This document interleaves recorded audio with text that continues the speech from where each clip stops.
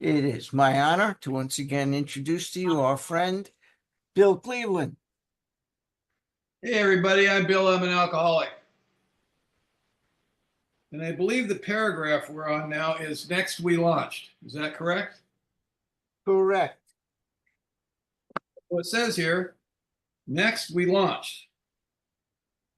Notice it doesn't say we sat around and thought about it for a while. It says we launched out on a course of vigorous action, the first step of which is a personal house cleaning, which many of us had never attempted. Though our decision was a vital and crucial step, it could have little permanent effect unless at once followed by a strenuous effort to face and to be rid of the things in ourselves which had been blocking us. Our liquor was but a symptom, so we had to get down to causes and conditions. So I heard a guy say one time, or tell the story, the guy asked him, how do I know whether I really did a good third step? And the answer the guy gave him was, if you've done an inventory, it's a pretty good indicator that you've done the third step. I love the line we hear a lot in AA, faith without works is dead. So it's all good to have faith. We had a retreat, our men's retreat was this couple weeks ago. And one of my buddies, Don Landis from Bellingham, was one of the leaders, him and Peter Marinelli, two of my favorite guys. And the topic of the retreat was faith and reliance. It's all well and good to have faith, but do we really have reliance? Do we really believe that we're going to be taken care of? Now, for most of us, taken care of means getting what I want. And my experience in life, the age I am, I'm officially an old dude. I've always been taken care of. I rarely have gotten what I really wanted, which a lot is probably very fortunate for me, because a lot of what I wanted for many years wasn't very good. And but I realize I've always been taken care of. So at 39 years sober, the third step has more of a meaning to me than it did when I was new. I mean, the third step's like a flyover step. You know, you say the dumb prayer and it's over. Move on. Let's get to something really important. And it's like powerlessness. You know, okay, I'm powerless over drugs and alcohol. 39 years later, I'm pretty sure it's everything, don't you? I mean, I am just utterly powerless. And God knows I assert myself, and self-reliance fails me. I have no faith, so I have fear, right? So the third step, I think, for many of us who have been sober for a while, carries more meaning after a while. It is the third in the 12 steps, so it's early on, and we think that we've gone beyond it. I've gone back to it many times over the years. I think when I pray sincerely, I'm doing a third step. You know, when I pray sincerely, it's usually, I can't handle what's going on. Please help me. I think that's an admission of powerlessness. And many times it's an indicator that maybe I need to do an inventory. And what it says in this paragraph is that next we launched. Last week when I did this, I tell the story of the guy that I asked him, are you ready to do a third step? He says, no, I have a problem with God. I said, so do I. Let's pray. Because I've been reduced to that. Doesn't matter what I believe in or what I think is real. I will get reduced to prayer and meditation. You know, I get reduced to it. It isn't something that comes very naturally to me. More so now today. That's not totally true. I think I've grown up a little bit, you know, and but I am by nature, and I think most people are self-reliance people. And what the third step tells me in that third step prayer is that I'm not running the show. And there's something important about that ceremony of doing the third step. I think there's something important about doing it with someone else, to having a witness that you've done it. you know, that kind of thing. I think it's important. I think it's very symbolic, and symbolism is important. Um, you know,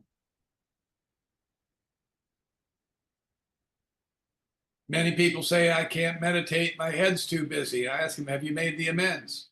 You know, you do these steps little by slowly, you get reduced to prayer and meditation. My experience doing this over the years, I've had some pretty powerful experiences doing third steps with men. But more often than not, the poor bastard just goes through with it, but he's not happy with it, you know? I mean, he's not comfortable. He's not comfortable holding my hand. He's not comfortable getting on his knees. Some years ago, I quit making them get on their knees. You know, when the steps were first written, when Wilson wrote the steps, he said, on our knees. And everybody complained about that. One guy said, Bill, stand them up. You know, don't do that to us, you know? But, you know, there's guys that I do it with now, guys that have been sober a while, and we'll get on our knees out in my backyard and say a prayer and mean it. You know, it's a different animal when some guy that's 15, 20, or 25 years sober asks you to sponsor him or asks you for help. It doesn't have to be that. Will you work the steps with me? That's a different creature, isn't it? Usually when that guy comes up and asks you that, he's completely defeated. He's like, he's tried everything. And finally he asks the guy that he doesn't really like, you know, because he figures, I need to do something here. I need a change in my life. And when you do a third step with someone like that, it's pretty sincere. I've had some guys write out their own third step that was pretty profound. I mean, really, several that are quite poetic. And what makes that profound and poetic is sincerity. You know, I need help. I need help. One of the stories I tell about myself is at 20 years sober, I was getting very ill, and with the liver disease, I had hepatitis C, and I think I mentioned last week I had a liver transplant. 30 years sober. At 20 years sober, I started getting really sick. Near the end of that whole ordeal, they were draining 5 to 7 liters of fluid out of my abdomen and my chest every 3 or 4 days. But at 20 years sober, I was on interferon trying to get rid of the hep C, and I was a mess. And I was in Hawaii to lead a retreat, and I read The Power of Now on the plane, and it really had a profound impact on me. And what I say is that I started meditating with intent. And what I mean by intent is I need real help. I need some help. And I sat on this bench in Hawaii and in between 2 of the sessions, and I said a prayer and I meditated and I opened my eyes, and across this beautiful little valley in Hawaii, the wind blew through the trees. And the wind wasn't blowing on me. I couldn't feel the wind. It was purely visual. It was across this valley, and it blew through the trees like a hand just raking through grass. And I watched that, and I just went, there you are. There you are. I've been looking for you. You know, where have you been? You said you'd help me come across. And I really, really meant that. I think probably that prayer that I said on that hillside that day, at that point in my life, was the most sincere prayer I've ever said. I mean, I've cried out for help before, but this one was, I was more awake to it. And that's a third step. That's turning your life and will over. And what life and will is the third step talking about? What's it talking about? I think it's the inventory, isn't it? What am I turning over to this power that I don't believe in, that I have no connection to, but I've been reduced to it? I've been reduced. There's nothing else left to do. There's no more inventory to take. There's nobody else to talk to. There's, at some point, I need to cry out for help, to acknowledge the powerlessness. And the ego struggles against that. The ego doesn't want that. I think when I do that, it's something other than my egoic mind, my egoic persona that's asking for that, something beneath that, something underneath it, the watcher. Because the ego itself, it wants to maintain the persona. It wants to defend and protect who it thinks it is. It's not the enemy. It's not trying to hurt me. It's part of me. It needs me for transportation. So it's not the enemy. It just does what it does. It's not an adversarial relationship. It's one of being aware of it, being able to see it, to watch yourself think. That's a remarkable experience. That's a game-changing experience. And I think evidently I don't have to go where it wants to take me. So at 20 years sober, when I cried out for help, I think I was really sincere. And what life and will I'm turning over is the life I bring to you, a life, the end result of a life lived with seeming power. It's resentment, fears, and broken relationships. That's what I bring to you. And that happened to me 10 years sober. 10 years sober, there's something interesting that happens between 8 and 12 years sober. Some people call it the second surrender, right? Where I'm stone cold sober and I'm exhibiting behavior that I don't want to be. I don't want to be this guy. But who do you blame when you're 10 years sober and you're standing in the wreckage of your life? You know, because that's the way the alcoholic life seems like the only one, drunk or sober, is we have a story to tell. Somebody did this to us. I'm just retaliating for evil that's coming into me from the outside. I'm not responsible for how I behave or how I feel. You're responsible for that. If you weren't the way you are, I wouldn't have to retaliate on you. That's the story I tell.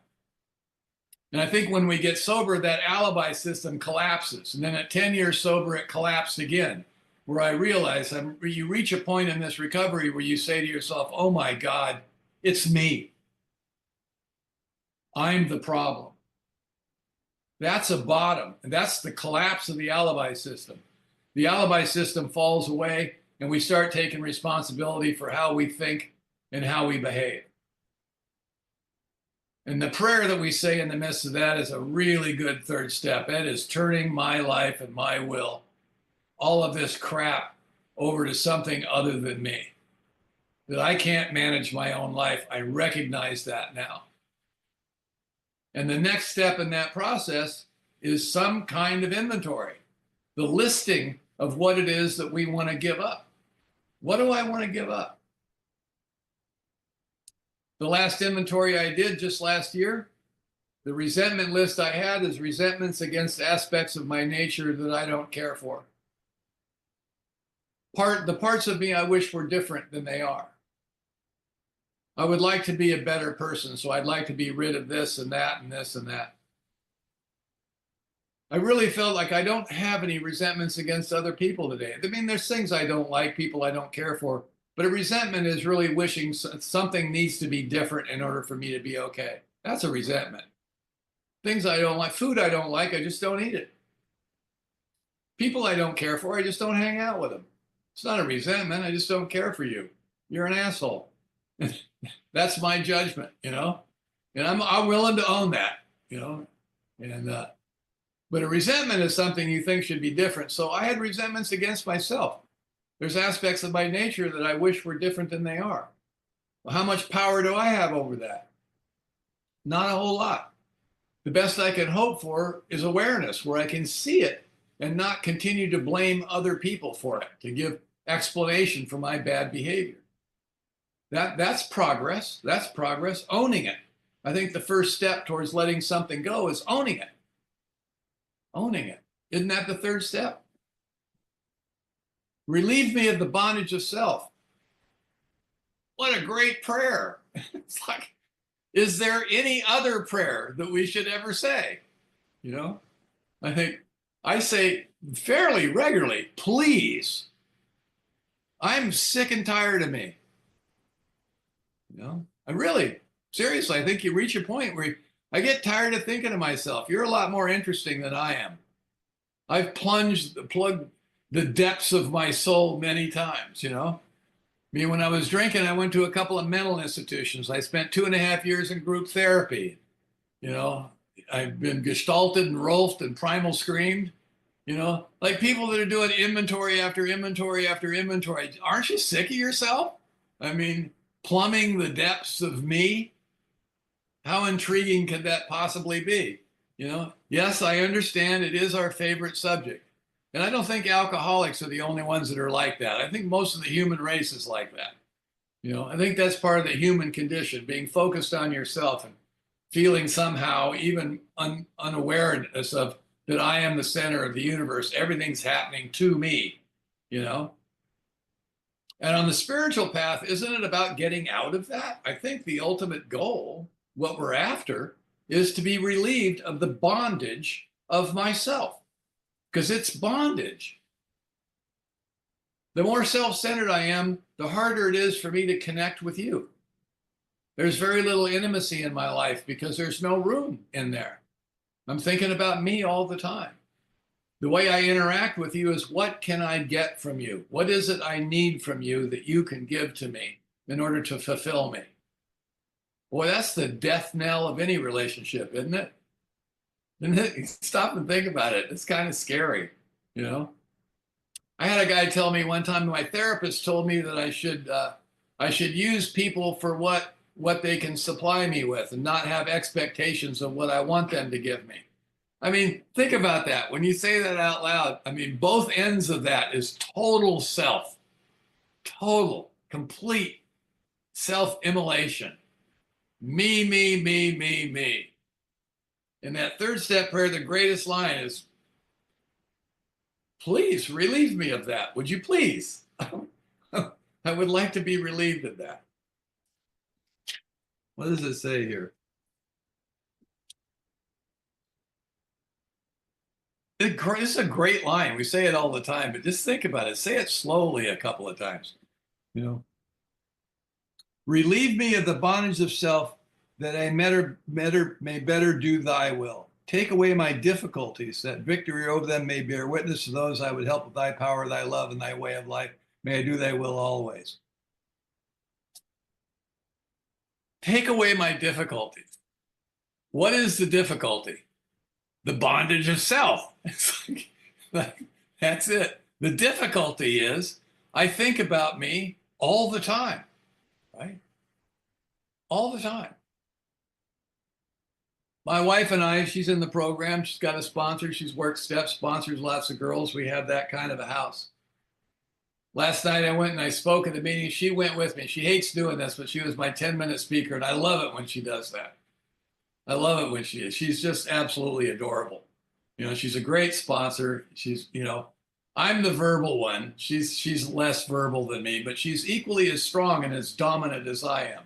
And the clashes we've had between the two of us, we laugh about it, is both of us being total in bondage of self, trying to beat the other one into submission, you know? I'm going to cuss here, but I think this is appropriate time to cuss. She was the first woman in my life that stood flat-footed right in front of me, looked me right in the eye and said, "Fuck you." I was shocked by that. I didn't know what to do. I think this is when you're supposed to hit him, you know? But she scared me. I figured she'd take me out, you know? I mean, so the only thing I could come up with in defense after that onslaught was to look right at her and go, "No, fuck you." And we would have these fights. That was just like that. We would lose all language skills and just scream "fuck you" at each other.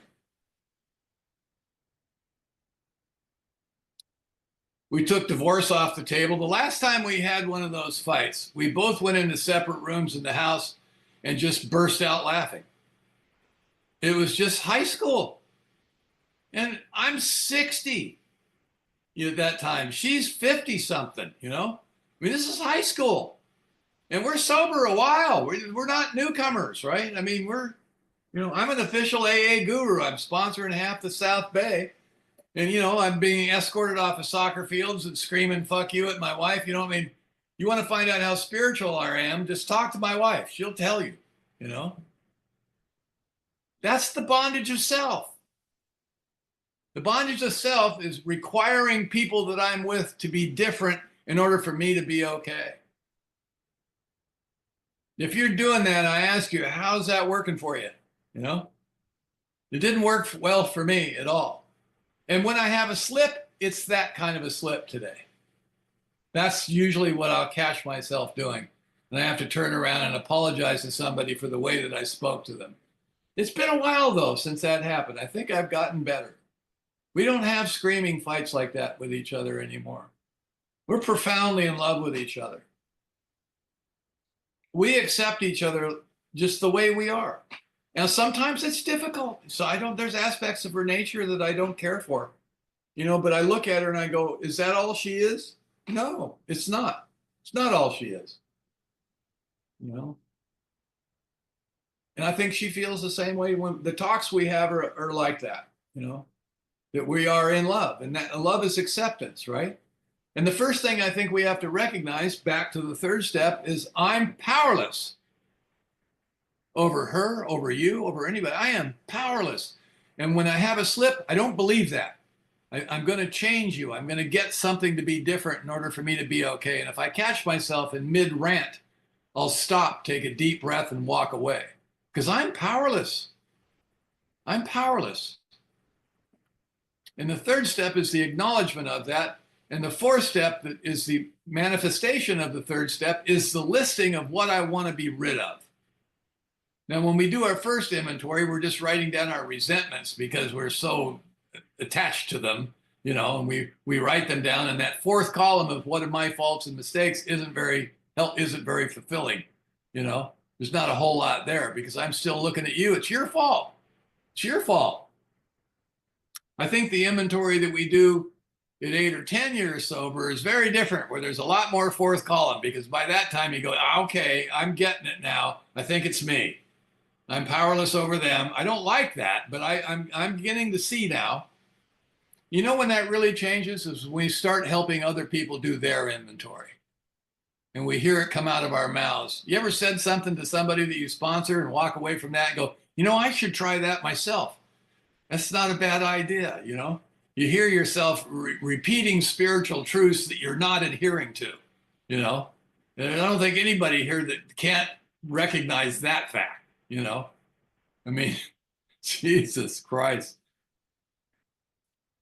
So I got 1 minute left, and I think the third step, that ceremony of the third step, is very important. And I told the story last week about how when I read the book with my sponsor, we didn't do that. But then I came back to him and we went around the corner and we did that. And I will never forget that.